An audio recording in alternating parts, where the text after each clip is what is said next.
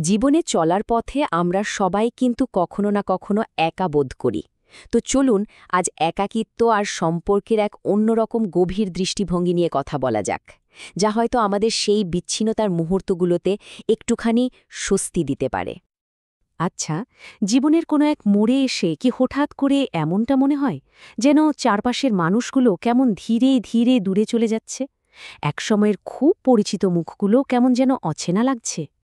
অথবা ধরুন, এমন একটা অনুভূতি যখন হয় যে মনের কথাগুলো কাউকে বোঝানোর অনেক চেষ্টা করা হচ্ছে, কিন্তু আসলে কেউই যেন বুঝতে পারছে না, কথাগুলো সব যেন শূন্যে মিলিয়ে যাচ্ছে।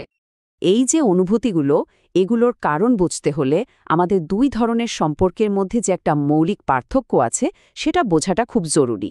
চলুন তাহলে সেই পার্থক্যটা একটু দেখে নেওয়া যাক। দেখুন, মানুষের সাথে মানুষের যে সম্পর্ক তা কিন্তু প্রায়ই ভাগ্যের উপর নির্ভর করে। মানে পরিস্থিতি, সময় বা প্রয়োজনের উপর ভিত্তি করে এই সম্পর্কগুলো বদলায়। কিন্তু আল্লাহর সাথে সম্পর্কটা সম্পূর্ণ অন্যরকম।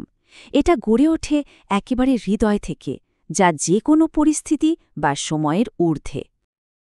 আর সবচেয়ে বড় কথা কি জানেন? যখন মনে হয় সেখানে আর কেউ নেই, সবাই হয়তো ভুলে গেছে, ঠিক তখনই একজন আছেন যিনি বলেন, আমি তোমার সাথে আছি। এই একটা কথাই কিন্তু সব শূন্যতা পূরণ করে দেওয়ার জন্য যথেষ্ট। আর তিনি যে কাছে আছেন, এই ধারণাটা কিন্তু কোনো সাধারণ কথা নয়। পবিত্র কোরআনের সূরা আল বাকারার ১৮৬ নম্বর আয়াতেও ঠিক এই প্রতিশ্রুতির কথাই বলা হয়েছে। এটাই হলো সেই ঐশ্বরিক সম্পর্কের মূল ভিত্তি। আমাদের জীবনে এমন অনেক মুহূর্ত তো আসে যখন একদম একা একা নীরবে কাঁদতে হয়। সেই চোখের জল হয়তো পৃথিবীর আর কেউ দেখতে পায় না, সেই ভেতরের কষ্টটা হয়তো কেউ অনুভবই করে না। কিন্তু একটা জিনিস মনে রাখা খুব প্রয়োজন, আল্লাহ দেখেন। তিনি প্রতিটি নিঃশব্দ কান্না শোনেন। আর সবচেয়ে বড় ভরসা হল তিনি কারো ধৈর্যকে কখনোই বৃথা যেতে দেন না। প্রতিটি ফোঁটা চোখের জলের মূল্য তার কাছে আছে। চলুন এবার এই ঐশ্বরিক নৈকট্যের প্রকৃতি নিয়ে আরেকটু গভীরে যাওয়া যাক। কি সেই অটল উপস্থিতি? এটা একটা কঠিন হলেও বাস্তব সত্যি, তাই না? যে মানুষ যত কাছেই থাকুক না কেন, একটা সময় সে দূরে চলে যেতেই পারে। সময়ের সাথে সাথে সম্পর্কের বাঁধন আলগা হয়ে যায়।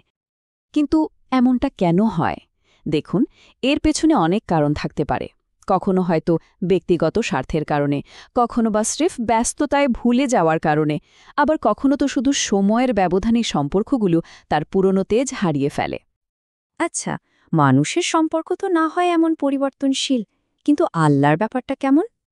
উত্তরটা খুব সহজ, কিন্তু অসম্ভব শক্তিশালী। তিনি কখনো দূরে যান না। তার উপস্থিতি সময়ের সাথে বদলায় না।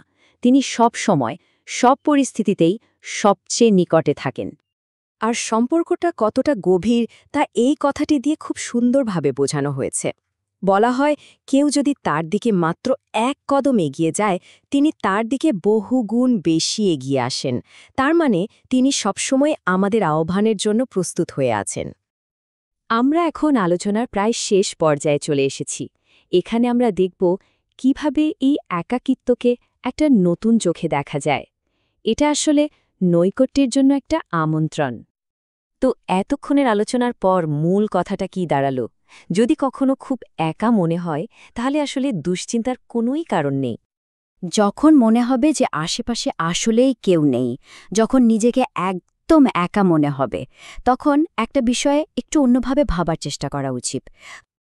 এই যে একাকিত্ব, এটা আসলে আল্লাহর পক্ষ থেকে আরও কাছে আসার একটা ইশারা।